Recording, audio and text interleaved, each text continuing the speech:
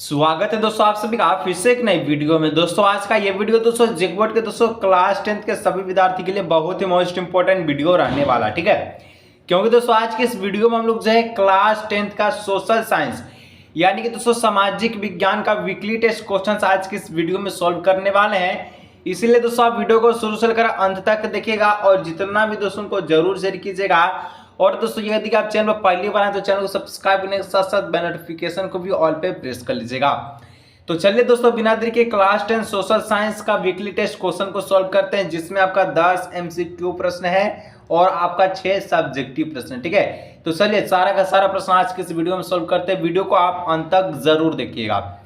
तो class 10 social science weekly test का पहला प्रश्न क्या है? तो पहला प्रश्न दोस्तों कहता है, क्या कहता है, जो कि आपका सेक्शन ए का है, जिसमें आपका सारा ऑब्जेक्टिव क्वेश्चन है यानी कि MCQ क्वेश्चन है, MCQ क्वेश्चन, ठीक है। और ये 10 गो रहेगा यानी कि टोटल 20 नंबर का रहेगा, ठीक है। तो पहला प्रश्न दोस्तों क्लास 10 सोशल साइंस का है, कहता है ऋण की शर्तें में सम्मिलित है। तो ऋण की शर्तें में क्या क्या सम्मिलित है? तो ऋण की शर्तें में दोस्तों ब्याज दर होता है, समर्थक ऋण धार होता है और आवश्यक कागजात होता है, ठीक है। तो ऋण की शर्तें में ऋण लेने के लिए ये सारा का सारा कंडीशन होना चाहिए, ठीक है। तो ऑप्शन नंबर डी हो जाएगा और उपयुक्त सभी इसका हो जाएगा राइट आंसर, ठीक है। चलिए आगे दोस्तों बढ़ते हैं 2 नंबर। तो 2 नंबर दोस्तों आपसे कहता है वर्तमान में कागज के पैसे के अलावा किस रूप में धन का उपयोग बढ़ावा जा रहा है, ठीक है, बढ़ता जा रहा है। वर्तमान में दोस्तों कागज के पैसों के अलावा किस रूप में जो आपका धन का जो उपयोग है ये बढ़ता जा रहा है, ठीक है। तो वस्तुओं के पैसे या फिर धातु के पैसे या फिर प्लास्टिक मनी या फिर उपयुक्त सभी। तो वर्तमान में कागज के पैसे के अलावा दोस्तों आपका प्लास्टिक मनी, आपका जो क्या है प्लास्टिक मनी के रूप में धन का उपयोग जो बढ़ते जा रहा है, ठीक है। तो यहाँ पर 2 का ऑप्शन नंबर से हो जाएगा प्लास्टिक मनी, इसका हो जाएगा राइट आंसर। चलिए आगे दोस्तों 3 नंबर बोलता है कि क्रेडिट या ऋण में समझौते किसके बीच होता है। क्रेडिट या ऋण में समझौते दोस्तों किसके बीच होता है? ऋणदाता और उधारकर्ता, उपभोक्ता और निर्माता, या फिर सरकार और करदाता, या फिर उपयुक्त सभी। तो क्रेडिट या फिर दोस्तों ऋण में जो समझौता है यह का ऋणदाता और उधारकर्ता के बीच होता है, ठीक है। जो ऋण लेता है और जो देता है, तो ऋणदाता यानी कि जो दिया और उधारकर्ता जो लिया, जो ऋण दिया और जो लिया उसके बीच होता है। ऑप्शन नंबर ए हो जाएगा, ठीक है। चलिए आगे दोस्तों 4 नंबर कहता है कि सिक्के के प्रयोग से पहले, ठीक है, निम्नलिखित में से कौन सी वस्तुओं का मुद्रा के रूप में प्रयोग किया जाता था। तो सिक्का के प्रयोग से पहले दोस्तों कौन सी वस्तु का जो है मुद्रा के रूप में उपयोग किया जाता था? अनाज को या फिर मकान को या फिर खेत या फिर दुकान। तो जब पहले कॉइन्स नहीं हुआ करता था दोस्तों तब जो है अनाज का रूप में मुद्रा का प्रयोग किया जाता था, ठीक है। मुद्रा के रूप में अनाज का प्रयोग किया जाता था। अनाज दो और अनाज लो, ठीक है। जैसे हम लोग कह सकते हैं वस्तु विनिमय में आप पढ़े होंगे, ठीक है। पहले जब आपके पास मुद्रा नहीं हुआ करता था तब वस्तु विनिमय चला जाता था, यानी कि कुछ सामान आप दुकान से लिए, मान के चलिए आप कुछ लिए तो उसको आपको वस्तु ही देना पड़ता था, ठीक है। तो इस प्रकार से हम लोग कहते हैं कि पहले सिक्के के बजाय अनाज का रूप में मुद्रा का प्रयोग किया जाता था, ठीक है। चलिए आगे दोस्तों 5 नंबर कहता है धनी परिवारों के लिए साख का कौन सा मुख्य स्रोत है। तो धनी परिवारों के लिए दोस्तों साख का जो मुख्य स्रोत है औपचारिक क्षेत्र, ठीक है। औपचारिक क्षेत्र आपका धनी परिवार जो होता है उसका साख का मुख्य स्रोत माना जाता है, ठीक है। चलिए आगे दोस्तों 6 नंबर कहता है कि कुल जमा का वह हिस्सा जो एक बैंक अपने पास नगद में रखता है। तो कुल जमा जो मान के चलिए कोई आपका ग्राहक है या फिर जो बैंक में जाता है वो पैसा जमा करता है, तो जमा किया जो वो हिस्सा बैंक अपने पास नगद में कितना रखता है, ठीक है। तो बैंक जो है दोस्तों अपना मान के चलिए आप 100 रुपया बैंक में जमा किए तो बैंक जो है नगद पैसा कितना रखेगा और बाकी सबको जो आपका नेक्स्ट बैंक में या फिर आपका एक जहां पर पैसा एकजुट होता है वहां पर भेज देता है, ठीक है। तो उसमें दोस्तों एक छोटा सा अनुपात रखता है बैंक, ठीक है, बहुत कम पैसा रखता है। ऑप्शन नंबर बी हो जाएगा इसका राइट आंसर, ठीक है। चलिए आगे बढ़ते हैं 7 नंबर। तो दोस्तों 7 नंबर कहता है धन के आधुनिक रूप क्या है। तो धन के जो आधुनिक रूप है दोस्तों आपका मुद्रा भी है, प्लास्टिक मनी भी है, डिमांड है और आपका डिपॉजिट भी है और उपयुक्त सभी, जो अभी आधुनिक रूप में चल रहा है। ठीक है, तो यहाँ पर ऑप्शन नंबर डी हो जाएगा और उपयुक्त सभी इसका हो जाएगा राइट आंसर। चलिए आगे दोस्तों 8 नंबर बोलता है भारत में मुद्रा जारी कौन करता है। तो जो भारत में जो पैसा है दोस्तों कौन जारी करता है, तो भारत में जो पैसा है ये आपका आरबीआई के द्वारा जारी होता है। ठीक है, रिजर्व बैंक ऑफ इंडिया, तो रिजर्व बैंक, भारतीय रिजर्व बैंक। ठीक है, तो ऑप्शन नंबर डी हो जाएगा इसका राइट आंसर। ठीक है, भारत में जो मुद्रा है भारतीय रिजर्व बैंक के द्वारा जारी किया जाता है। चलिए आगे बढ़ते हैं दोस्तों, तो 9 नंबर कहता है क्षेत्रीय ग्रामीण बैंकों को किया जाता था में स्थापित। ठीक है, क्षेत्रीय ग्रामीण बैंकों को स्थापित किया जाता था कब। ठीक है, क्वेश्चन उल्टा दे दिया। ठीक है, तो इसका जो राइट आंसर 1969 हो जाए। ठीक है, 1969 में दोस्तों क्षेत्रीय बैंकों का स्थापना किया जाता। क्षेत्रीय बैंक का स्थापित कब किया गया, तो 1969 1969 ईस्वी में। ठीक है, ऑप्शन नंबर ए हो जाएगा कि 1969 ईस्वी में क्षेत्रीय ग्रामीण बैंकों का स्थापना किया गया था। ठीक है, चलिए आगे दोस्तों बढ़ते हैं, तो 10 नंबर कहता है जो कि सेक्शन है ऑब्जेक्टिव का लास्ट प्रश्न है, कहता क्या ऋण के औपचारिक स्रोतों के कामकाज की निगरानी कौन करता है। तो ऋण का जो औपचारिक स्रोत होता है दोस्तों उसका कामकाज का जो निगरानी है ये आरबीआई करता है। ठीक है, भारतीय रिजर्व बैंक करता खुद। तो ऑप्शन नंबर हो जाएगा 10 का ए राइट आंसर। ठीक है, इस प्रकार से सेक्शन ए का सारा प्रश्न को सॉल्व किए। वीडियो अच्छा लग रहा है दोस्तों, वीडियो को लाइक, चैनल सब्सक्राइब जैसे कीजिएगा। ठीक है, चलिए आगे बढ़ते हैं दोस्तों, तो सेक्शन बी कहता है यहाँ पर 11-12 दो प्रश्न मिलेगा। सेक्शन बी का 2-2 नंबर 4 नंबर का रहेगा, वेरी शॉर्ट आंसर क्वेश्चन में आता है। ठीक है, तो 11 नंबर का प्रश्न कहता है अतिरिक्त मुद्रा वाले लोगों और जरूरतमंदों लोगों के बीच बैंक किस तरह से मध्यवर्ता की भूमिका निभाता है या फिर किस तरह से मध्यवर्ता करता है। तो जिसके पास ज्यादा पैसा, ज्यादा मुद्रा, ठीक है, और जो जिसके पास मुद्रा नहीं है यानी कि वो जरूरतमंद है कि उसको पैसा मिले, तो उसके बीच और अतिरिक्त मुद्रा वाले के बीच, ठीक है, जो बैंक जो आपका होता है, ठीक है, वो किस प्रकार से मध्यवर्ता निभाता, बीच वाला जो है क्लास निभाता। ठीक है, तो देखिए बहुत ही सिंपल सा आंसर लिखेंगे, समझ में सभी को आएगा। वह लोग जिनके पास अतिरिक्त मुद्रा होती है वह अपने अतिरिक्त धन अर्थात बचत को बैंक में जमा कर देता। ठीक है, जैसे कि किसी के पास पैसा ज्यादा है तो क्या करता है, बैंक में जाके जमा करता है। अब जब बैंक में जमा किया तो बैंक से उन्हें यह धन जो जमा खातों के रूप में स्वीकार करते हैं। ठीक है, कई लोग ऐसे होते हैं कि जिन्हें ऋण की आवश्यकता होती है, वैसे लोग बैंक जाते हैं।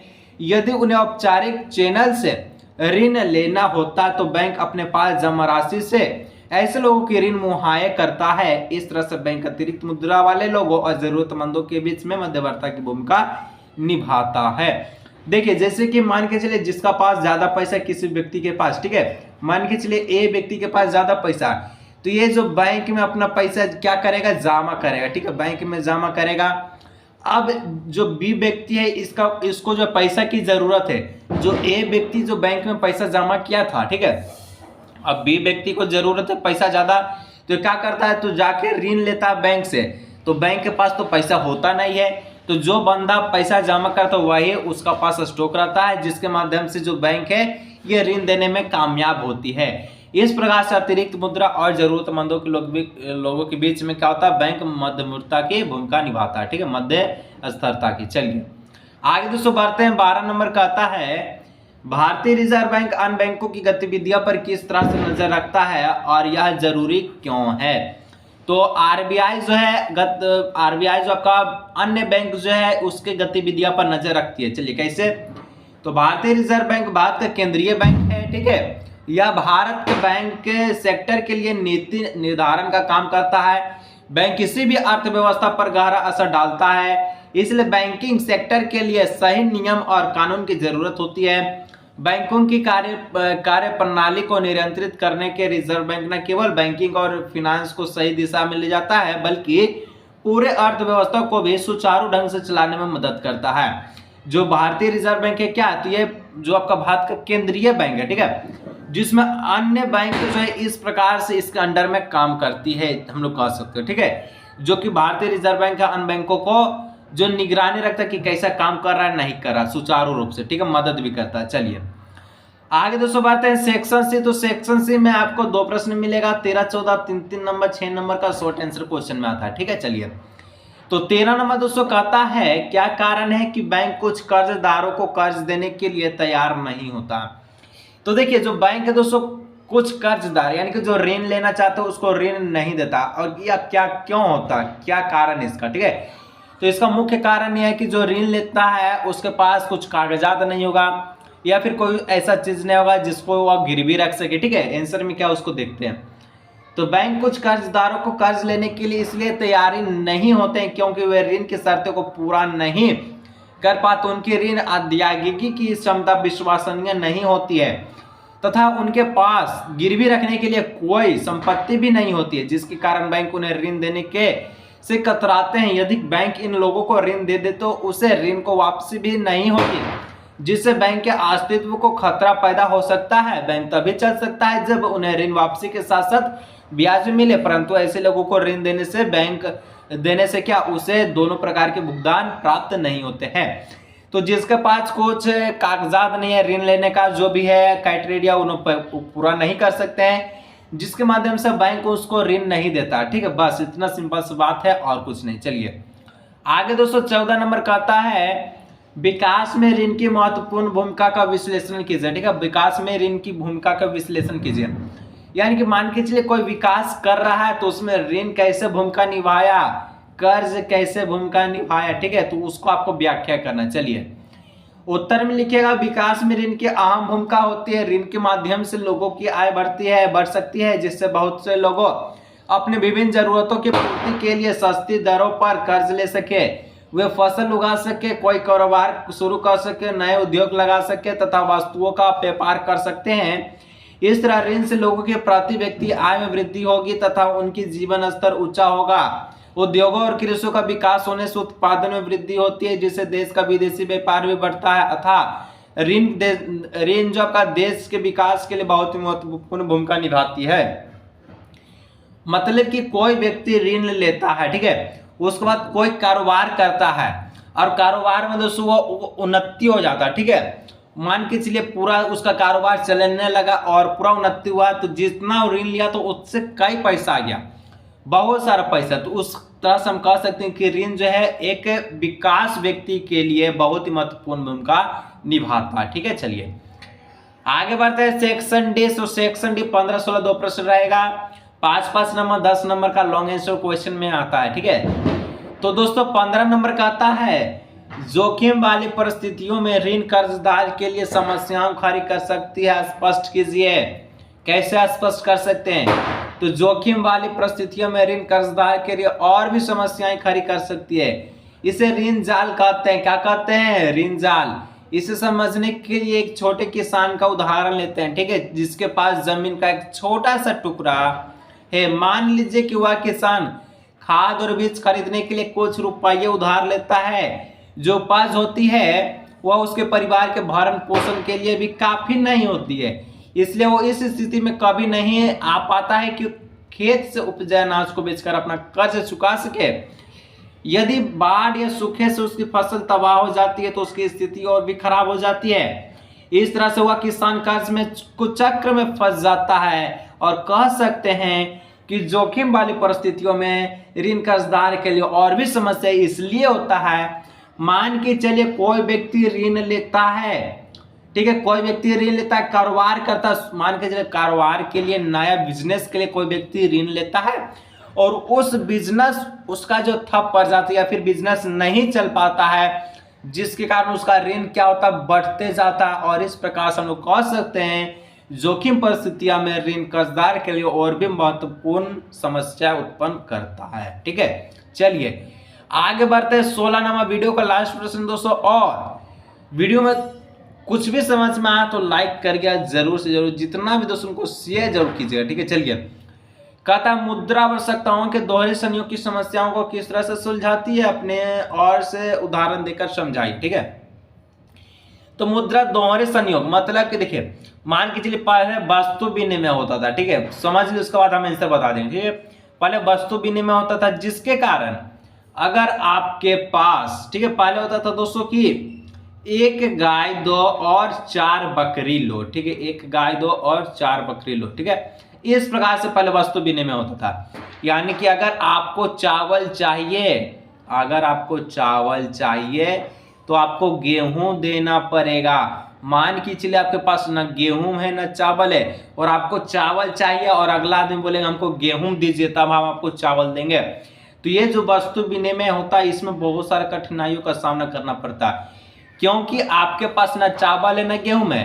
तो अगर आप वस्तु विनिमय नहीं कर सकते हैं जिसके कारण आपको समस्याएं होती हैं, तो इस प्रकार से मुद्रा आपको बहुत ही लाभदायक पूर्वक क्या करता है, तो इस समस्याओं से छुटकारा पाता है, ठीक है। जैसे कि अब आप मुद्रा देकर क्या कर सकते हैं, चावल भी खरीद सकते हैं और गेहूं भी खरीद सकते हैं, ठीक है, लेकिन आपको मुद्रा देना होगा, इसमें वस्तु का कोई चिंता नहीं है। उसी प्रकार से हम आंसर में लिखें, क्या लिखना है, वस्तु विनिमय प्रणाली में आवश्यकताओं के दोहरे संयोग की समस्या होती है। मान लीजिए कि कोई छात्र अपनी पुरानी किताबों को बेचकर उसके बदले एक गिटार लेना चाहता है। यदि वह वस्तु विनिमय प्रणाली को अपनाता है तो उसे किसी ऐसे वस्तु के व्यक्ति की तलाशना होगा जो उसे गिटार के बदले उसकी किताबें लेने के तैयार हो जाए, लेकिन ऐसे व्यक्ति को ढूंढ पाना बहुत ही मुश्किल होता है। लेकिन यदि कोई छात्र अपनी किताबों को मुद्रा में बदले तो बेच सकता है, तो फिर वह आसानी से उन पैसों से गिटार खरीद सकता है। इससे यह स्पष्ट होता है कि मुद्रा आवश्यकताओं के दोहरे संयोग की समस्याओं से क्या करता है, सुलझाती है। तो दोस्तों आज के इस वीडियो में दोस्तों बहुत इंपॉर्टेंट क्वेश्चन को सॉल्व किया क्लास 10 सोशल साइंस। वीडियो को अच्छा लगा वीडियो को लाइक चैनल सब्सक्राइब कीजिएगा। मिलेंगे नेक्स्ट वीडियो में, ठीक है।